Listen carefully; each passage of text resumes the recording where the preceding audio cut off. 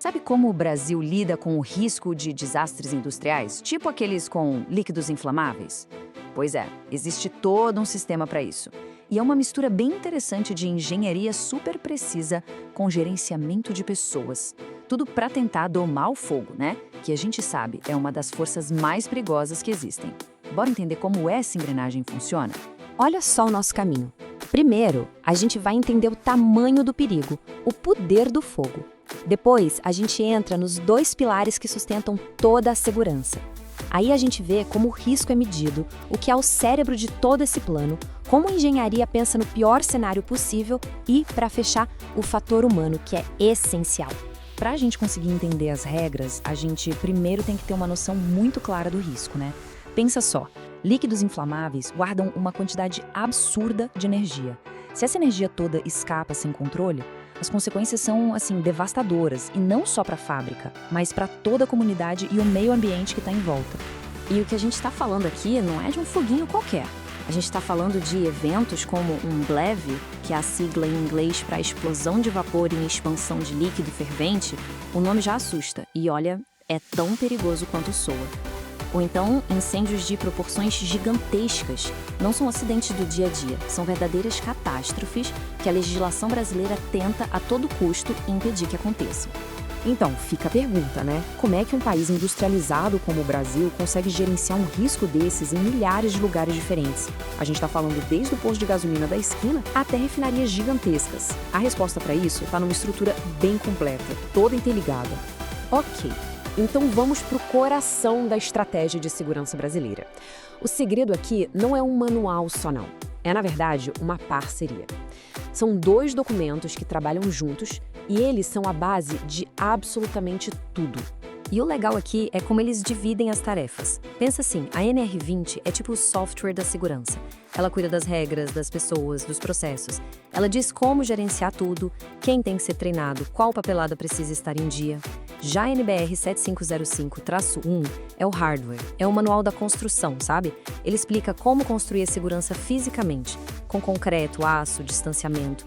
E o ponto principal é, um não funciona de jeito nenhum sem o outro. E o mais bacana é que essa estrutura não é aquela coisa tamanho único que serve para todo mundo. Nada disso. O sistema é inteligente, ele se adapta. As exigências mudam de acordo com o nível de perigo de cada lugar. Olha só, aqui a gente tem as 3 classes de instalações.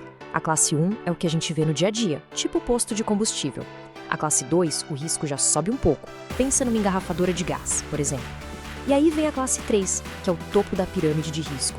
Refinarias, petroquímicas, lugares gigantescos. E claro, para cada classe, um nível de exigência diferente. Esse gráfico aqui deixa a ideia bem clara.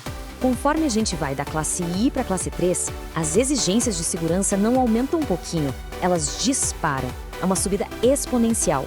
A lógica por trás disso é que o potencial de um desastre cresce muito mais rápido do que o tamanho da instalação. Por isso, quanto maior o risco, maior, mas muito maior, tem que ser a proteção. Tá, mas com tanta regra, como é que uma instalação consegue organizar tudo isso? A resposta está num documento central, que funciona como se fosse o cérebro de toda operação de segurança. E o nome dele é Prontuário da Instalação. A palavra mais importante aqui, sem dúvida, é vivo. Porque não é um monte de papel mofando numa gaveta, de jeito nenhum. É um sistema de informações que está sempre sendo atualizado.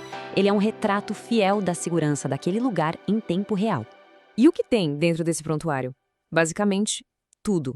Sério, desde os projetos de engenharia lá do começo, as análises de risco mais complexas, até o plano de manutenção de cada parafuso de cada válvula. Os procedimentos de emergência, tudo. Ele é, de fato, a fonte única da verdade sobre a segurança daquele lugar. Beleza, já falamos bastante de papel e de processos. Agora vamos ver como isso vira concreto e aço. É aqui que a gente mergulha na NDR 7505-1, a norma que basicamente projeta as instalações para falhar do jeito certo. Isso mesmo, falhar de um jeito seguro.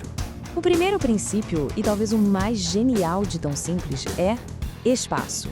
As distâncias de segurança entre os tanques não são chute, elas são calculadas milimetricamente. A ideia é que se um tanque pegar fogo, o calor que ele irradia não seja suficiente para iniciar um incêndio no tanque vizinho, causando aquele efeito dominó terrível. Ou seja, o espaço, por si só, já é uma barreira de segurança que está ali funcionando 24 horas por dia. Depois do espaço vem a contenção em camadas. Pensa assim, o tanque, a estrutura dele é o plano A, mas e se o plano A falhar? Aí que entra o plano B e ele entra em ação na hora. Esse plano B é a bacia de contenção. É literalmente um muro, uma piscina em volta do tanque, projetada para segurar cada gota de um vazamento, mesmo no pior cenário que a gente possa imaginar. E qual é o tamanho dessa bacia? A regra é clara, ela tem que ter capacidade para 100% do volume do maior tanque que está ali dentro, mais um extra. E esse mais é fundamental. Ele não está ali à toa. Ele considera o volume de outros equipamentos, a água da chuva que pode acumular e até a água que os bombeiros vão jogar para apagar um incêndio. É literalmente um planejamento para o caos. Ok, a gente já viu a engenharia, os muros, as distâncias, as regras. Mas nada disso funciona sozinho. Agora a gente precisa conectar tudo isso às pessoas que estão lá no dia a dia operando o sistema. Porque no fim das contas, não adianta nada ter o melhor equipamento do mundo se quem opera não sabe o que fazer. E assim como o rigor das regras, o treinamento também é escalonado. Dá uma olhada em como a carga horária e a frequência dos cursos aumentam conforme o risco da instalação. Num lugar de risco mais baixo, a reciclagem é a cada 3 anos. Já num lugar de risco máximo, como uma refinaria, o treinamento é pesado e anual. Isso é para garantir que a competência das pessoas seja a última e talvez a mais forte camada de proteção de todas. Então, a gente chega na grande sacada disso tudo. Segurança não é uma coisa que você compra e instala. Não é uma válvula, não é uma regra no papel. É o que a gente chama de propriedade emergente. Ela aparece, ela nasce da interação perfeita entre uma engenharia que pensou em tudo e uma equipe super bem treinada e bem gerenciada. É a sinergia que cria segurança. E essa frase resume perfeitamente. A segurança industrial de verdade não é uma questão de escolher entre ter um bom projeto ou ter uma boa gestão. Não tem ou, tem que ser e. É a insistência em ter os dois no mais alto nível que cria essa proteção definitiva para todo mundo, trabalhadores, comunidade e o meio ambiente. E isso tudo nos leva a uma última provocação. O que é mais importante para a segurança, no fim das contas? É o livro de regras? É a parede de concreto? Ou é a mente bem treinada de quem opera tudo? A resposta, como a gente viu, é que não existe o mais importante. A proteção de verdade só existe quando esses 3 elementos trabalham em uma harmonia perfeita.